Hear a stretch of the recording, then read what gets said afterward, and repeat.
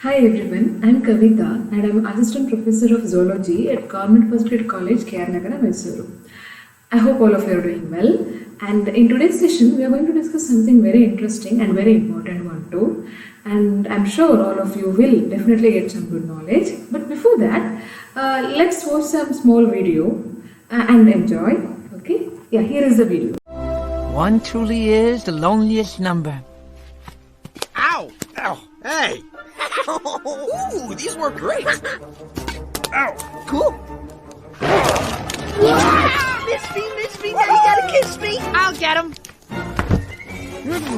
Which end is up? I'd hide that face too. Hey, ugly! Ow! I gotta sit on that. Woohoo! Hi! Gotcha. Uh-oh. Boo. Okay, I'm going in. Sid! Come on. Nice miss! Cover your side. Ooh, I felt some breeze on that one. Smile.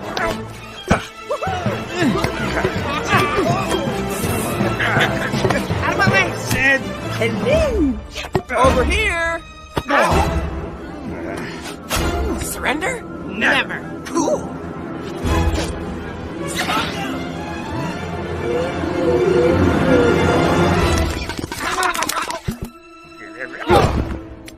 Anyone asks, there were 50 of them, and they were rattlesnakes. Here, kitty. Big mistake, you miscreants! Miscreants? Did you enjoy the video? I'm sure you have. But what you have observed there?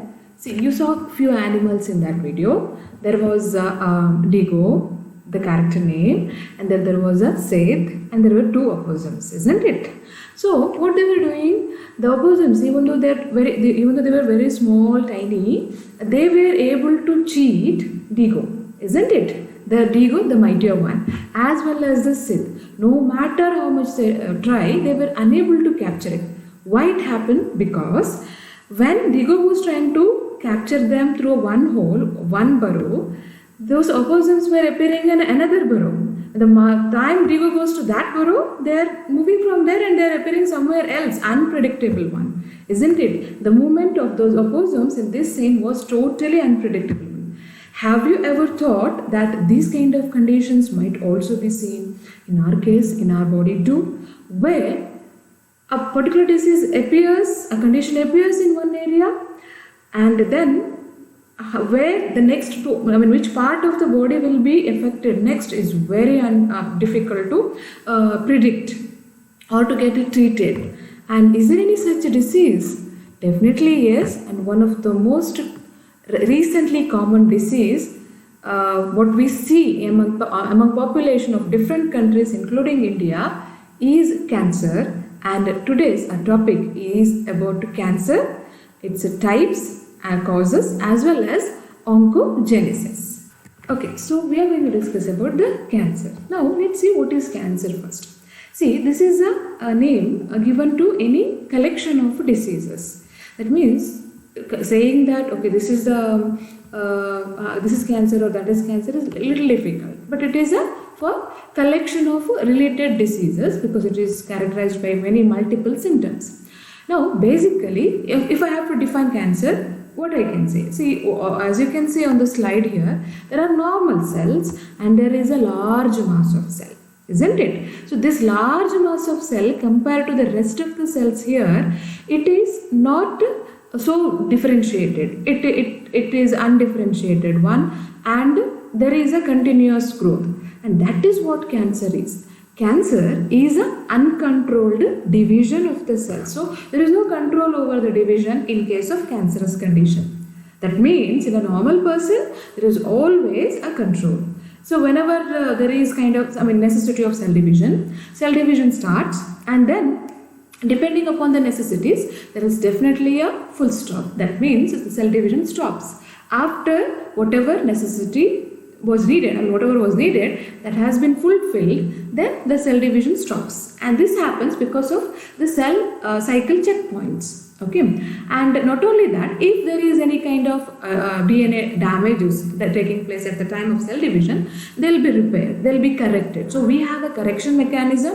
We also have checkpoints, okay, in the body in a normal condition. But sometimes what happens, just like we too do certain kind of mistakes. If we are, even though we are obedient, sometimes what we decide, we want to rebel. We want to rebel at particular stage of life. We want to rebel. We don't want to be under control of anybody. Sometimes it works positively, isn't it? But sometimes it becomes very negative one, not only for us, even for the society too. Sometimes. But when it comes to the cancer, no one is benefited because of this uncontrolled division of the cell. So what is cancer actually? It is that condition of the body, of organ, where the cells have lost the control over the division and they keep on continuing. That means a large mass of cell will be formed, and these cells, you may not be thinking, okay, if the large number of cells are formed, isn't it beneficial? One will be having larger number of cells anyway to do different functions. But unfortunately, the cells that come here will not be differentiated. They are not differentiated into epithelial cell. They are not differentiated into any kind of specialized cell. That means they divide, they take the nourishment, but they won't perform any function. Okay, that is what function in the sense beneficial to the organism. So that is why cancerous is not a very good loss of control. Okay. With that note, so let's now try to understand, or at least try to learn something about what are the different types of cancer. I'm sure now you have some idea about what is cancer. So cancer is a condition where the cells of the body will lose control over the division. That means they keep on continuously dividing. Because of that, a large mass of cell will be formed, as you can see there on the slide. And then what happens? They will not only form a mass, they will also take the nourishment from the surrounding cells. Okay, and the condition happens so much that they will start developing their own blood vessels. Angiogenesis is what is called as, and then the other cells, the neighboring cells, will not be getting they'll not get enough oxygen, enough nutrients. So slowly, gradually, they become weak and weak.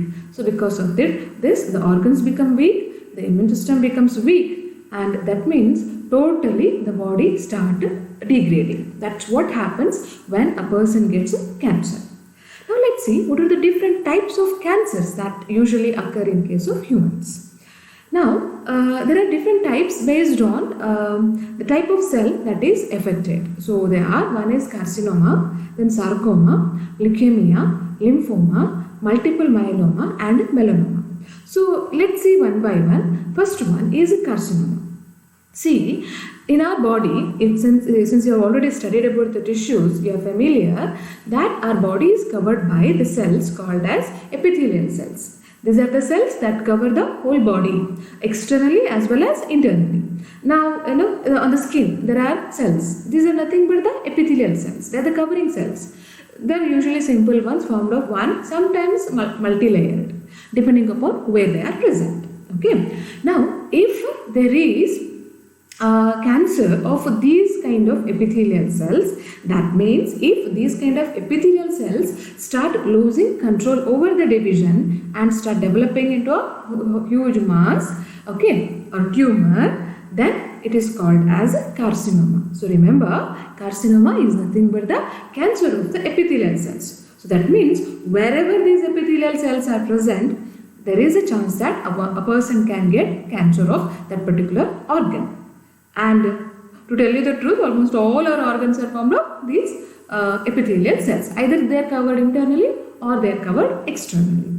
Okay. So, if there is a cancer of glandular tissue, okay. So, again, these epithelial cells, the cuboidal epithelial cells for that matter, they form glands. So, if there is a cancer of the glandular tissue, then it is called as adenocarcinoma.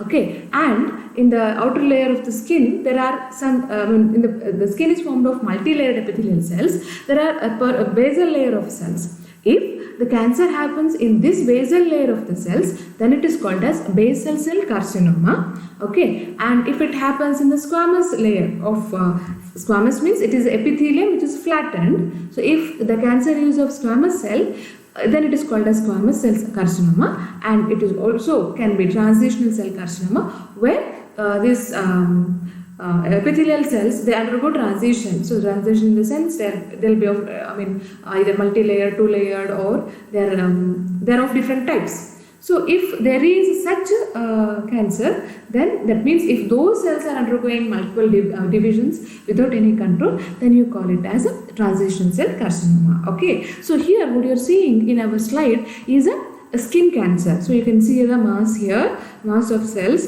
These are all the what we call as a tumor. See, people always get confused between tumor. Now, a tumor can be of two types. One is called benign tumor, the other one is called as malignant tumor. If there is only a swelling, okay, a bulging or mass of cell, but it doesn't grow much, not only that, it doesn't spread from one place to another, then it is a benign tumor. It is slightly harmless. So it doesn't create any kind of defect. But when the same tumor starts moving to different parts of the body, then it is called as malignant. And here comes the idea of that video. See, malignant tumor which is unpredictable, as I introduced you. It might appear in one part of the body, but then later on it starts spreading. Okay, so metastasis we call it. That means cancerous cells will infiltrate the blood and they'll start moving to different parts of the body. And where they will attack next is unpredictable. We'll never know. They may affect a bone, they may affect a muscle, okay, they may affect any gland, they can also affect the nervous tissue, okay, glial cell cancer. So it might happen anywhere and it is unpredictable. Just as you have seen, the opossums, they come out in one burrow and then they disappear and they appear somewhere else. And Diego was not able to capture them at all. And to tell you the truth, one more thing is that even crabs do this. You know, crabs, you might, I don't know whether you have visited any of the beaches. Next time please visit and see. Let's see, these crabs have a peculiar behavior. In the beaches, they'll make small burrows, okay? And when you disturb them, when you try to capture them, they will go into those burrows. They'll take a burrow and immediately go in. You might be thinking that, okay, if I put something on this, they might come out if you irritate. No, they will not come out. You will be, even if you are waiting outside to come, for the crab to come out, they'll never come out through that same burrow. They will appear somewhere else and you may not be even concentrating on that part. So that is a very peculiar behavior of the crab. You know, the name cancer is also from crab. Canker means crab, and that's how the name cancer has come. But the reason why cancer is called as cancer because of the crab is because whenever the particular area is affected, particularly the blood vessels, the swelling will be in such a way that it looks like a crab leg. That's why they name it as a crab. But even after the, see the behavior of the cancerous cells and see the behavior of the crab, it is almost matching. So crab moves through the one burrow and appears somewhere else where you have not predicted it. Cancer cells also, they infiltrate the blood, they pass through the blood and they go to somewhere else and they start targeting a totally different organ which you might not have even expected to see a cancer in such organs. Okay, so very unpredictable condition it is. Fine. So the carcinoma is a disorder, a cancer of epithelial cells. So wherever the covering tissues are present, if those covering tissues undergo and they become cancerous one, such cancer is called as carcinoma. The next one is a sarcoma. Now this sarcoma is a cancer of any soft body, okay, particularly of bone and any soft tissues, which might include the muscles, okay, as you can see here, the muscle, the fat, the blood vessels, the lymph vessels and fibrous tissues. As you can see here, these are all the different locations where soft tissue sarcoma might be seen. So it affects the tendons and the ligaments. Tendons are those tissues which connect the muscles to the bone, okay, whereas ligaments are connect the bone to bone. So cartilage is an skeletal part. So if these parts are affected, or if these cells are affected, or if the tumor happens in these areas, then it is called as a sarcoma. See here, you see the soft tissue in the sarcoma. The muscle cells are affected here. So the tumor arises in this particular area. Okay, so this is the second type of cancer. Now the third type, I am sure most of us have heard about it, leukemia, which is also known as, infamously known as blood cancer. And here the cancer is usually in the blood forming tissues, that means in the bone marrow area, and bone marrow is the part where hemopoiesis takes place. Now hemopoiesis means the process of production of blood cells. So we have all different types of blood cells like RBCs, WBCs and thrombocytes, isn't it? So these different types of cells, blood cells, are produced in the bone marrow itself by the special kind of embryonic cells called as hemopoietic stem cells. Now there are two such generations actually. One is called myeloid stem cell generation, the other one is lymphoid stem cell. See, in these blood cells, the white blood cells, they are lymphocytes, monocytes and granulocytes. Granulocytes are three: neutrophil, basophil and eosinophil. All the granulocytes and monocytes, they are derived from the myeloid stem cells, whereas lymphocytes are derived from lymphoid stem cells. So a leukemia can be lymphoblastic leukemia if these lymphoid stem cells are becoming cancerous one, or it can be myeloid leukemia if these myeloid stem cells, which give rise to monocytes, neutrophils, basophils and eosinophils and even the RBCs, are affected. That means the cancer of this is called as myeloid leukemia and cancer of these are called as lymphoblastic leukemia. Okay, so leukemia is a cancer of blood cells, particularly the white blood cells. Okay, next one is a lymphoma. Now this is a cancer of lymphoid tissues or lymph nodes. Here you can see, as you can see here, so just let me drop my pointer so that I'll be able to zoom it out. So here you can see. So see there are cancer. Yes, here are the these are the lymph nodes actually. So all those nodule-like structures what you see here, these are all lymph nodes. We have lots of these lymph nodes distributed in different parts of our body. And you know, they are very, very important for us to provide the defense. They protect us from all different kinds of infections. At least they are the major line of defense. Okay. You might find them in the axils of the hands, axils of the legs, okay, in the neck region, the throat area, everywhere. These are present and they are there for protection. But sometimes what happens, you know, even these areas they become cancerous one. Okay. And if you see, compared to these nodes, this area you can see there is a overgrowth of cells. Okay, so this kind of cancer is called as a lymphoma. Okay, and here the lymphocytes, their proliferation will be more. And what you are seeing on the picture here is a stage 2 adult lymphoma. Cancers will be staged based on the nature and the properties of the cells and whether they have become metastatic or not, whether they have started infiltrating or not, or whether there are some kind of blood vessel formation or not. Depending upon that, there are different stages of cancers. Okay, so the one what you are seeing on the slide is a stage 2E adult lymphoma. Okay. Now, next moving to multiple myeloma. Now, this is a cancer of plasma cells. I don't know, I'm not sure whether you are familiar with the plasma cells or not.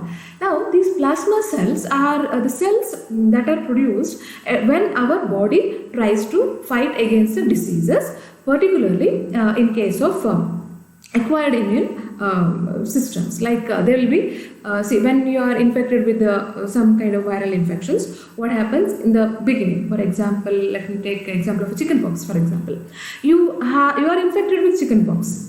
Now, what happens? You might be knowing that you will be usually most of the times in our life only once we get the chickenpox, because second time whenever the chickenpox virus infects us, our body is already ready with the missiles to kill that virus. And this happens because of primary memory and the secondary memory. And this is possible because of the plasma cells. See, when the infection has taken place, our defense systems like the lymphocytes will identify the pathogen and undergo certain kind of clonal selections and production of antibodies. But here two groups of cells will be formed. One will be called as a memory cell, the other one will be called as a plasma cell. So it is a plasma cell that will be secreting the antibodies at a particular time of infection. And the memory cell will be stored for future use. Now, when second time when you get the same infection, the memory cells will then start proliferating. Once again, they will form a memory cell and a plasma cell. So it is this plasma cell which is actually goes to the war front and fights with the enemy. Okay. So here they do it by producing the antibodies. That means these kind of plasma cells are very, very important for fighting against any kind of infection. But a person might also get the cancer of these plasma cells. And in such case, the cancer is called as multiple myeloma. Okay, and you might be thinking, okay, if the number of soldiers is too much, it is good only. No, our body might be getting lots of protection. You might be thinking that. But what is the use of having a soldier who is not trained? Who cannot, you just imagine, you are in a war front, you have been sent to a war front and you have not been trained to hold a pistol. You are not trained to hold a gun. Can you fight with the enemy? No, isn't it? It's not possible at all.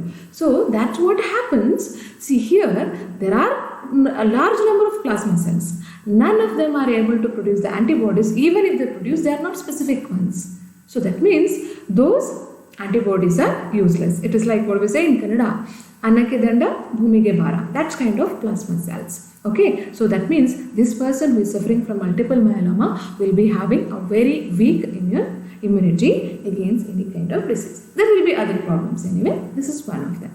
Okay, so that's about a multiple myeloma. And here we are coming to one more important cancer, that is melanoma. Now, what is this melanoma? See, this is a cancer which will be affecting the melanocytes. Melanocytes, they are present in our skin, which are responsible for giving giving color to our skin, containing melanin as a pigment, isn't it? We often, identify people as dark and fair. So it's none of like what people have done. It's always about the melanin pigment distribution. But these melanocytes too get their cancer, as you can see there on the screen. So there are different conditions, like some of them are asymmetrical in nature, okay, and some will be like there will be border irregularity will be there will be slight change in the color, and see, any kind of dark spot is not a cancer, it is not a melanoma. If you have a black spot, dark spot which is increasing and it is changing the color. See, color changing is very important symptom. So if it is changing the color, and not only that, its diameter is more than 1/4 of an inch, about 6 millimeter, then it should ring a bell. Okay. Not only that, it is evolving. In the sense, it won't stay same. It keeps on changing. See, there will be a dark spot, then it might increase, and then irregular borders will be formed, and central portion is darker, rest of the portion is lighter. So that means it keeps on changing its appearances. If that is happening, then it is a melanoma. It is a cancer of melanocytes. Okay. So these are few types of cancers based on the type of cell that is affected. But then there are other types too, like the glial cell cancers are seen. And there might be the bone and the nervous tissue cancers. Okay, there are different types, but here I have included only few major types, and there are subdivisions also. Like you can also classify the cancer based on the organ that is affected, like breast cancer, the stomach cancer, intestinal cancer, esophageal cancer, lung cancer. Okay, uterine cancer, cervical cancer, like this, based on type of the organ that is affected. You can also classify it giving the organ name as a prefix. Now, you might be wondering, what might be the reason how a normal cell can become become a cancerous one. See, there are different, I said, there are different checkpoints, there are different, repair systems in our body. Even with that, how come a cell become cancerous? And I said it's an unpredictable one, very dangerous, isn't it? Okay, now, so let's try to understand this process of oncogenesis in our next topic. Oncogenesis is a process where a normal cell becomes cancerous one. That means a normal cell which is total under the control, okay, of different molecules are losing their control. That means neither the cell cycle checkpoints nor the DNA repair system will be able to help here. Okay, that is what a cancerous condition is, isn't it? So when a normal cell turns into cancerous one, we call it that particular process as oncogenesis. Onco-cancer genesis formation. Cancer forming process is the meaning of oncogenesis. Now, this is characterized by changes at the cellular level. There will be morphogenetic changes in the cell, and then there is a genetic change. Then there is a epigenetic level of changes, mainly characterized by abnormal cell divisions, uncontrolled cell division. Let's try to next understand how this oncogenesis occurs. How a totally normal cell becomes cancerous one. How a totally normal individual becomes a rebellious one. There will be different factors. It might be because of the age, it might be because of the environment, isn't it? It might be because of the friends, or it might be because of what they see, what they read. Everything matters. When a person becomes a rebellious one, when a person goes out of control, what we normally say. Similarly, cells also go out of the way, in the sense they lose control over the division due to different factors. And this process doesn't happen all of a sudden. It doesn't happen overnight. It happens because of so many changes that are happening. So in next slide, we are trying to understand what makes a cell cancerous one and how it happens. Okay, so this oncogenesis can be divided into 3 stages. First one is initiation, next is promotion, third one is progression. So even a person becomes a rebel, not all of a sudden, not over the night. Something might have happened throughout his childhood, or her childhood rather, his or her childhood. And we see the environment, we see the surrounding, we see the people, we see the society, isn't it? And everything creates an impact on us. And then suddenly there will be a sudden trigger, okay, which will start changing our character from something to something else. And one day we outburst, isn't it? That's what happens with us. Similarly, a cell will undergo different stages before it becomes a cancerous one. And the first stage is called as initiation, next is called promotion, third one is called progression. Now, this concept of initiation was given by Rouse somewhere in 1941 actually. So what actually happened is, he painted a rabbit, okay, and then he found that there were tumors on the body. But once he stopped the painting, washed off it after some time and left the rabbit as it is, those tumor-like appearances, they disappeared. And after few months, he applied it once again. Once again, he could see that there were these kind of tumors. That means they appeared and they disappeared, and they appeared only when there was some kind of a chemical applied on the body.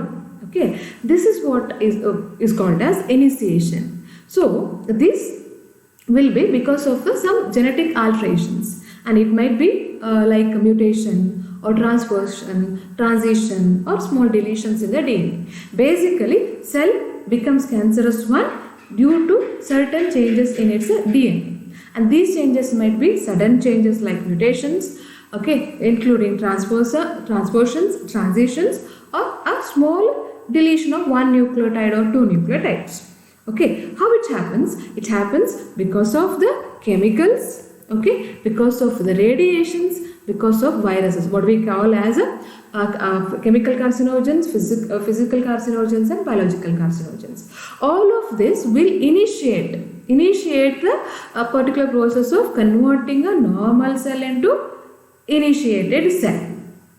Okay, so here they are not cancerous at this stage. No, definitely not. But they have come in contact with something which has actually resulted in damaging their DNA.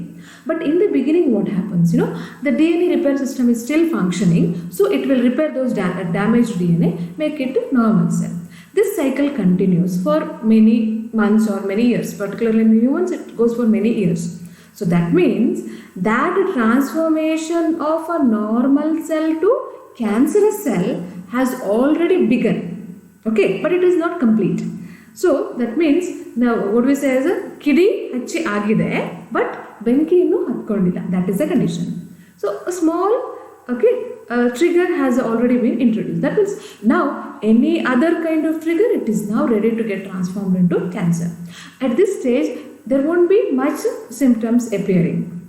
Okay, but at the same time, this is also not cancer, and a cell might stay in this stage for any longer time, any long period of time without affecting much.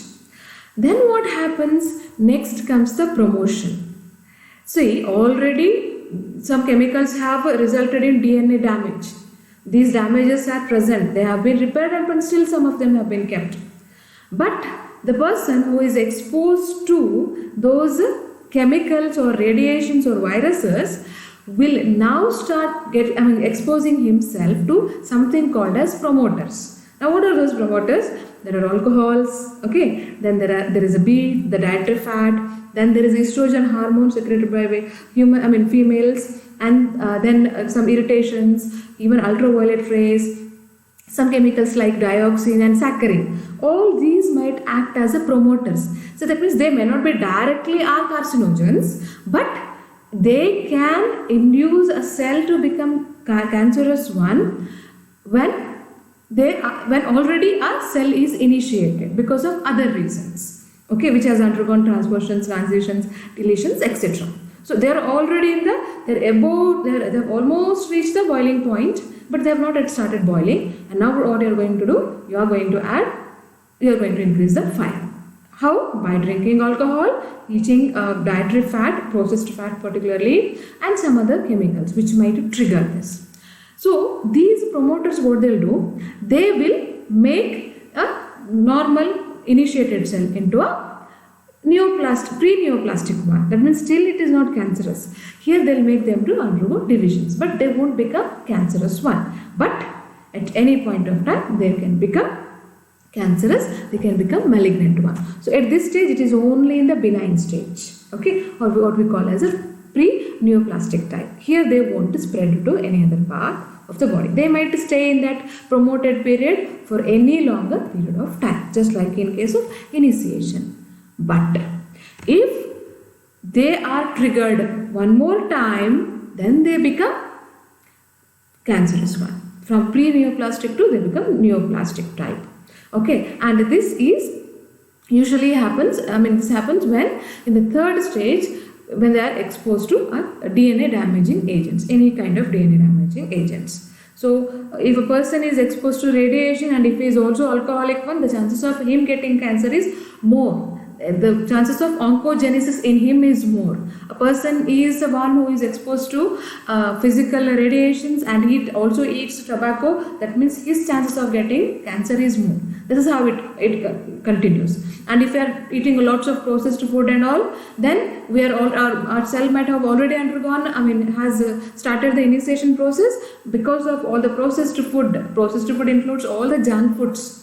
Okay, all the junk foods, deep fried items, everything can be a trigger. The chemicals, the cosmetics what we use, they can also be the triggers. Okay, the soft drinks what we drink, they can be the trigger. They can simply convert a pre-neoplastic one, a benign one to a malignant one. They can also convert a initiated cell into a pre-neoplastic one, and it can be progressed into a metastatic malignant one, and then the metastatic one. So stress, the alcohol, obesity, age, okay, exposure to different lights, rays, and viral infections like human papilloma virus, Epstein-Barr virus, hepatitis C virus, exposure to hepatitis B virus, everything what we call as oncoviruses. The viruses, they convert a normal proto-oncogene into oncogene, where a gene will be Oncogene means a gene which is responsible for cancerous growth. Okay, all of us we have proto-oncogenes, but any kind of triggers will convert this proto-oncogene into a oncogene. There we also have tumor suppressor genes. These actually suppress the tumor. They make sure that the cells doesn't become a cancerous one. For example, P53 gene. But because of all these kind of triggers, P53 gene, which is supposed to be saving us, protecting us, will then itself, it loses its function and the cell becomes cancerous one. So tumor suppressor cells also fail. Proto-oncogenes also, their normal functions will be lost. Instead, they will become oncogeneous one and they start cancer. That means they make the cell to undergo continuous divisions. And the DNA repair system, the repairing of the DNA whenever there is a damage, will also be a failure because of the radiations or because of any chemicals that we have taken. And accordingly, we classify it as a physical carcinogen, chemical carcinogen, and biological carcinogen. And plus our lifestyle, our age, because what happens, as we get aged, whenever there is a cell division, every time some kind of mutations are added, some deletions, some additions take place. When these are, they keep on accumulating, and at one particular time, the accumulation of the mutated DNA is so much that it might be somehow affecting the normal functioning, resulting in cancerous growth. So that's why cancer is most common in case of old age, but nowadays it is found in any age. That means the frequency is more in case of old age. That happens because of accumulation of the mutations. Okay, so this is how oncogenesis takes place. First, it is an initiation where cell is exposed to some radiation or some chemical which will bring certain changes in the DNA. When it is reversible one.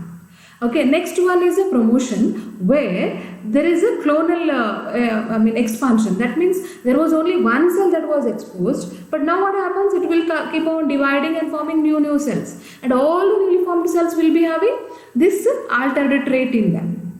Okay, that is what promotion is. And at this time, if we are taking some promoters, the condition will worsen. And then finally what happens?